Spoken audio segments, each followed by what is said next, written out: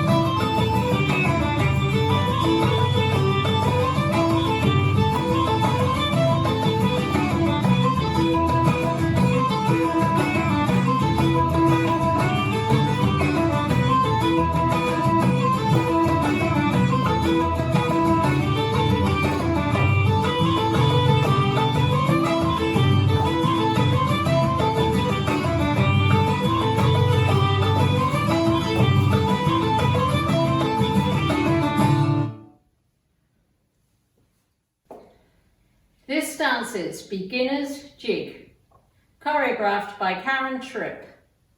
It's a 32 count 2-wall line dance.